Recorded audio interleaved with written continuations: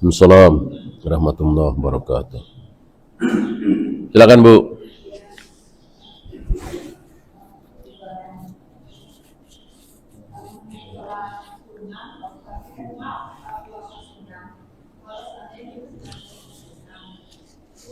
Seandainya apa?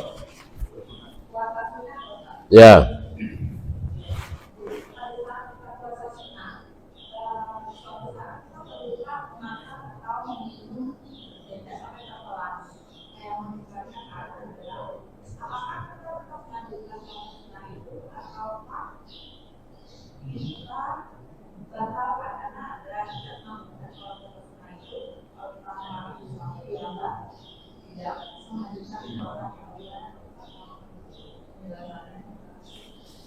Puasa sunat kemudian lupa terus makan apa minum gitu ya?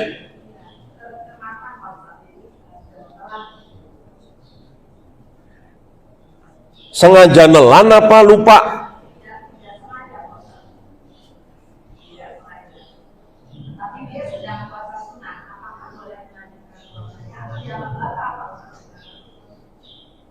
Sengaja tertelan.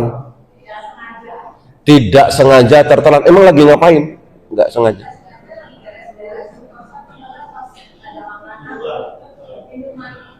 Lagi beres-beres, ada kue nastar, ketelen. Ketelen apa ditelen?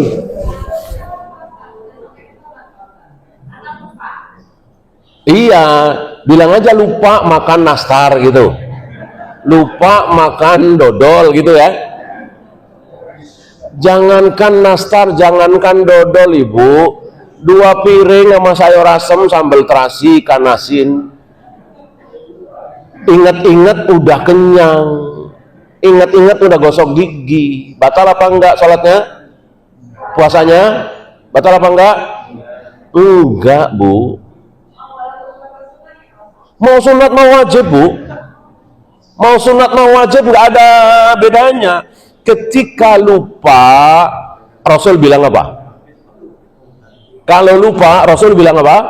Lupa terus makan, Rasul bilang apa? Dia sedang diberi rizki oleh Allah, sedang dikasih makan oleh Allah, tidak batal. Asal betul-betul lupa ya, bukan ngelupa. Asal betul-betul lupa, nggak masalah. Ya, lupa betul-betul lupa. Ya. Nah, itu banyak ya, terutama misalnya puasa sunat lah. Kalau puasa wajib kan barangkali memang semuanya puasa ya, nggak ada makanan di meja segala macam. Seringkali puasa sunat, apalagi jarang puasa sunat, sekali puasa sunat lupa makan ini makan itu, tidak batal ya. Asal lupanya ini jangan di apa istilahnya ya, jangan difasilitasi ya, biar lupa lah naruh es cendol nih di sini di situ, jaga-jaga nanti kalau lupa ya, tentu nggak boleh itu. Wallahu ya. Kalau saya baca ya di mayoritas ulama dari mazhab Maliki, Maliki, Syafi'i dan Hambali menyatakan bahwa hukum memperingati Maulid adalah boleh dilakukan. Sedangkan sebagian ulama mazhab Maliki yang menghukumkan bid'ah ini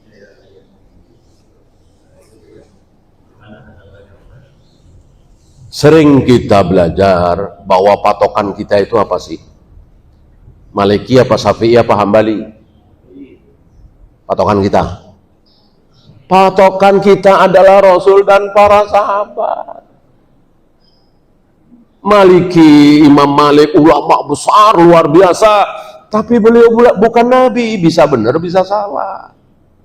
Hambali, Imam Ahmad bin Hanbal, ulama besar. Kita semua nggak ada apa-apanya dibanding beliau-beliau. Tapi beliau bukan Nabi, bisa benar bisa salah. Yang dijamin oleh Allah nggak mungkin salah adalah Rasul dan kesepakatan sahabat. Itu patokan kita. Adakah riwayat Rasul dan para sahabat memperingati Maulid Nabi? Di kitab mana itu Rasul dan para sahabat merayakan Maulid Nabi? Nggak ada. Nggak ada. Mungkin antum baca sejarah ya, Maulid Nabi diperingati di akhir abad ketiga, awal abad keempat. Mustahil sebuah kebenaran, ibadah, baik, baru muncul abad ketiga. Rasul dan para sahabat nggak kenal aneh seaneh-anehnya. Padahal manusia terbaik adalah Rasul dan para sahabat. Ya. Sampai kita semua diwajibkan mengikuti Rasul dan para sahabat, dan diancam jahanam kalau kita tidak mau mengikuti para sahabat. Wa yattabi' ghayra sabilil mu'minin nuwallihi ma tawalla. Barang siapa yang tidak mau mengikuti orang-orang mukmin ketika ayat itu turun, orang-orang mukmin ketika ayat Al-Quran turun, siapa? Siapa lagi kalau bukan sahabat? Ketika ayat Al-Quran turun, belum ada Imam Syafi'i, belum ada Imam Bukhari, belum ada siapa. Yang ada para sahabat. Barang siapa yang tidak mengikuti sahabat, nuwallihi ma tawalla. Kami akan sesatkan kemana dia mau sesat. Terusannya, wa nuslihi jahannam, dan kami akan masukkan ke dalam jahannam. Surat An-Nisa ya 115. Oleh karena itu kita cukup mengikuti Rasul dan para sahabat. Sekali lagi, belum pernah ada Rasul dan para sahabat merayakan Maulid Nabi. Ya. Assalamualaikum warahmatullahi wabarakatuh.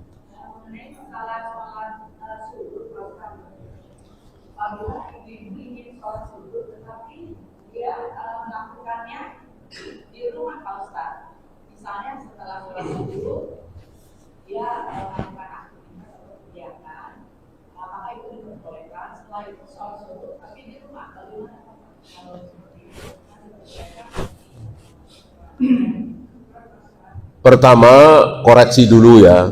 Sebetulnya penamaan sholat syuruk ini penamaan yang tidak tepat.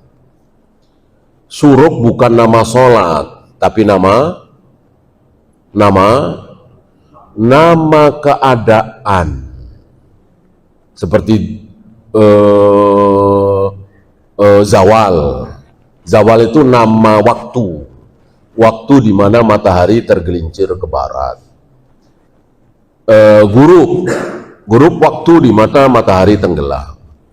Syuruk waktu di mana matahari terbit. Nah, sholatnya sholat apa? Sholat duha yang awal. Jadi yang benar bukan sholat syuruk, sholat duha yang awal. Duha itu ada awalnya, ada tengahnya, ada akhirnya kan. Barangkali waktu terpanjang itu waktu sholat duha. Waktu akhir ya mungkin 7 menit, 8 menit sebelum duhur. Waktu pertengahan ya jam 11, 10, 9, 8. Nah, waktu awalnya ketika matahari terbit sebentar lagi. Mungkin sekarang sedang terbit. Nah, ketika sedang terbit, kita dilarang. Ketika matahari sedang terbit, kita dilarang sholat. Masih ingat waktu yang kita dilarang sholat kapan saja? Ketika matahari sedang terbit, ketika matahari sedang tenggelam, ketika matahari tepat di atas kepala kita. Itulah saat-saat di mana kita tidak boleh sholat. Nah, ketika matahari sudah betul-betul terbit, agak tinggi, mungkin 5 menit, 7 menit setelah terbit, disitulah sholat duha yang awal. Oleh beberapa ulama disebut sholat syuruk, tapi penamaan ini tidak tepat. Yang tepat adalah sholat duha yang awal. Bolehkah dilakukan oleh ibu-ibu di rumah? Ya boleh sekali. Sangat boleh sekali. Oleh bapak-bapak di masjid? Boleh. Kalau bapak-bapak itu berjamaah di masjid, salat subuh, kemudian tidak keluar dari masjid, kemudian ketika matahari sudah betul-betul terbit, agak meninggi sedikit, salat 2 rakaat, duha yang awal, maka dia mendapatkan pahala seperti umroh. Diriwayatin haji dan umroh. Sempurna, sempurna, sempurna, kata Nabi SAW.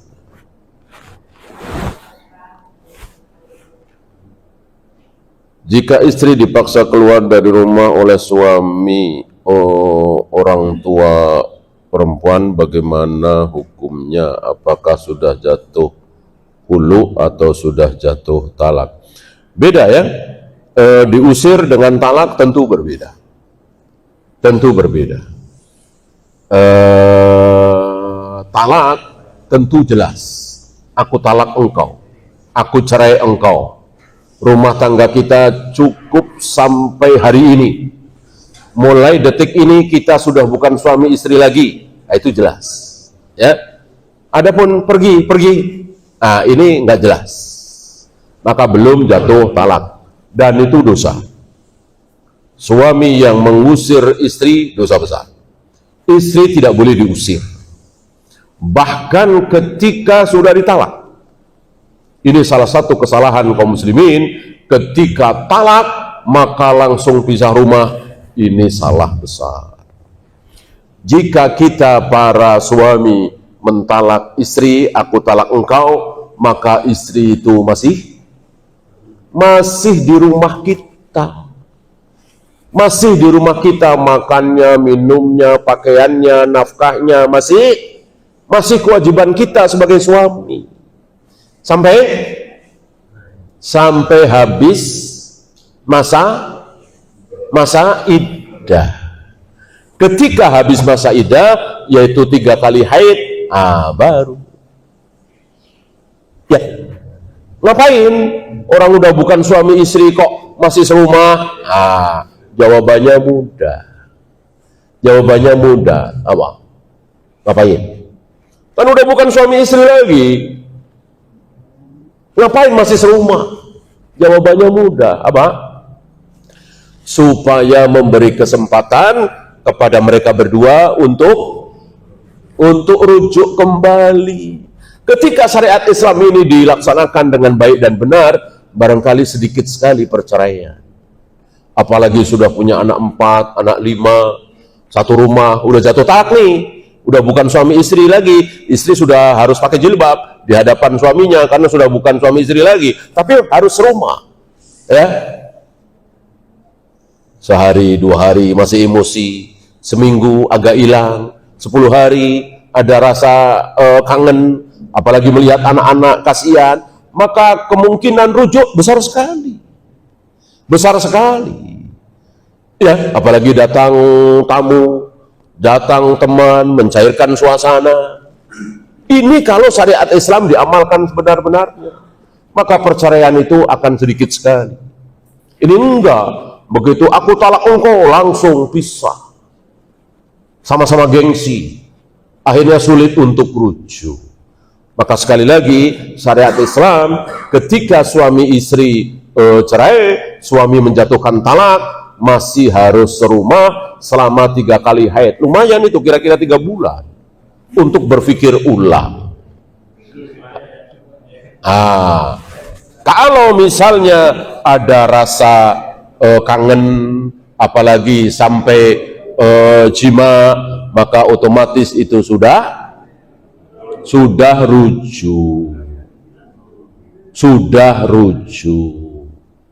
Ya. Nah, ketika rujuk, maka nggak perlu KUA lagi, nggak perlu wali, nggak perlu saksi, nggak perlu ijab kabul, nggak perlu mahar, ya cukup mau sama mau, selesai. Bahkan menurut ayat Al-Quran, wa bu'ulatuhunna khairul lahunna ahaqqu bihinna. Suami-suami itu lebih berhak. Artinya apa? Rujuk itu di tangan suami.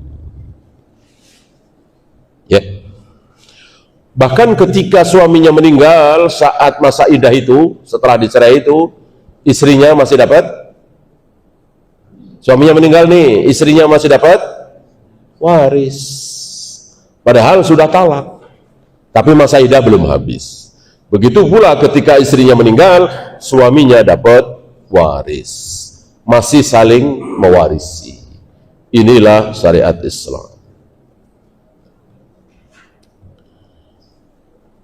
Pada sholat id, takbiratul ihram 7 kali dan 5 kali, apakah kita mengangkat tangan semua? Adakah dalilnya? Justru itu ya, kita harus menunggu dalil.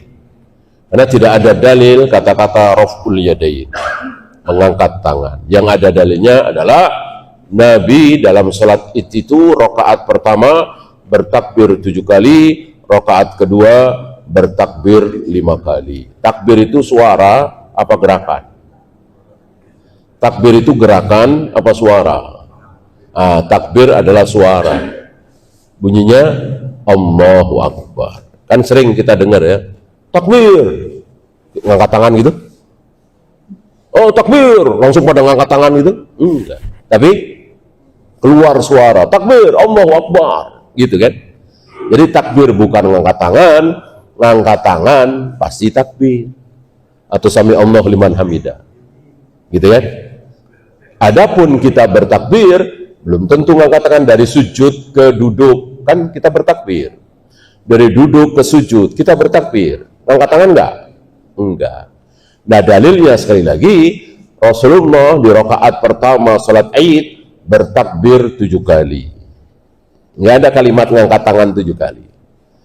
Bertakbir 5 kali di rakaat kedua. Nggak ada keterangan ngangkat tangan 5 kali.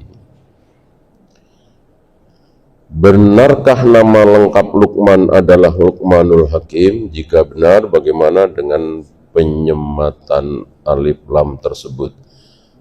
Tidak ya, Luqman aja. Al-Hakim. Al-Hakim itu julukan karena dia yang mempunyai hikmah. Ya, mungkin pertanyaannya, bukankah Al-Hakim itu nama Allah? Ada 2 jawaban. Di antaranya bahwa ini bukan syariat Nabi kita. Ya, Luqmanul Hakim kan hidup sebelum Nabi Muhammad SAW. Nah, sementara Rasulullah jelas-jelas melarang memberikan nama kepada anak kita Al-Hakim, Ar-Rahman, Ar-Rahim, Al-Malik, Al-Quddus. Itu semua nama-nama Allah yang tidak boleh kita pakai. Ya. Hal seperti apa yang dikatakan memutuskan silaturahim? Nggak mau ketemu,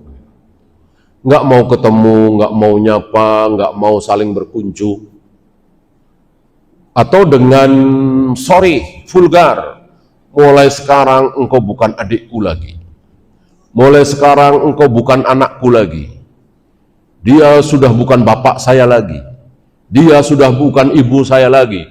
Ini dosa besar sebesar-besarnya. Memutus silaturahim berarti memutus Allah. Karena Ar-Rahim salah satu nama Allah. Sengaja Allah berikan hubungan kekerabatan itu nama mengambil dari nama dirinya.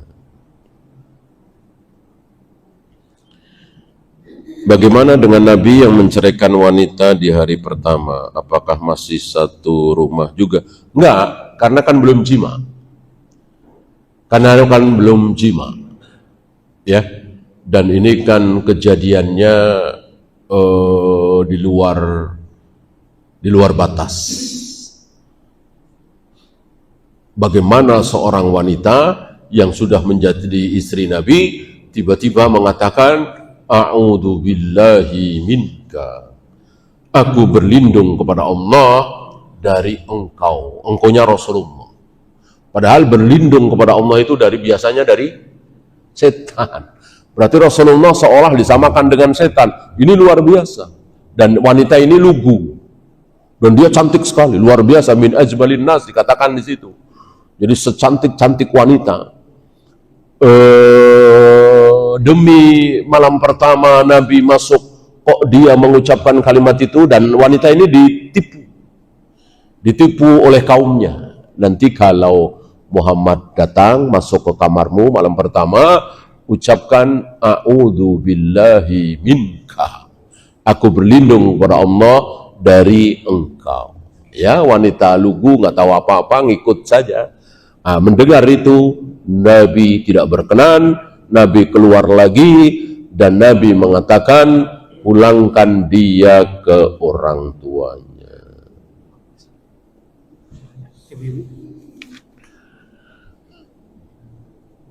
Kalau sudah mengerjakan puasa Syawal, apakah boleh puasa Ayyamul Bid? Syekh Utsaimin, Syekh bin Baz berpendapat sudah mencukupi. Sudah mencukupi. Artinya kan Nabi bersabda, man shoma Ramadan summa atba'ahu bi sittin min Syawal. Barang siapa yang berpuasa Ramadan, tentu 30 hari ya, full. Kemudian ditambah 6 hari di bulan Syawal. Yang penting dia puasa 6 hari di bulan Syawal. Puasa apa? Apa saja. Apa Ayyamul Bid, apa Senin Kemis, yang penting di bulan Syawal. Fahuwa kasiyamid dahri, maka dia seolah puasa 1 tahun. Sama ketika kita masuk masjid, langsung sholat qobliyah subuh, langsung sholat qobliyah duhur, sudah mencukupi sholat tahiyatul masjid. Tidak perlu lagi sholat tahiyatul masjid. Ketika kita masuk masjid, langsung sholat qobliyah subuh, langsung sholat subuh, langsung sholat qobliyah duhur. Yang belum, yang harus sholat tahiyatul masjid, ketika kita masuk masjid langsung duduk. Nah, jangan langsung duduk, sholat dulu 2 rakaat gitu. Adapun kita masuk ke masjid langsung sholat 2 rakaat, sholat apapun, maka itu sudah mencukupi. Benarkah pahala menikahi janda seperti puasa siang hari dan sholat malam hari tiap hari selama menikahi janda? Baru dengar nih saya ya, nggak tahu. Karena ketika Jabir menikahi janda, Nabi bilang apa? Ketika Nabi mendengar Jabir menikahi janda, Nabi bilang apa? Kenapa tidak cari yang gadis? Tula'ibuha wa tula'ibuka. Engkau bisa bersenang-senang dengan dia, dia bisa bersenang-senang dengan engkau. Ya. Artinya ya, kalau memang ada niat menolong tentu berpahala. Tapi seperti tadi saya tidak tahu. Wallahu a'lam. Ya, itu saja kita akhiri. Subhanakallahumma bihamdika asyhadu an la ilaha illa anta astaghfiruka wa atubu ilaik. Assalamualaikum warahmatullahi wabarakatuh.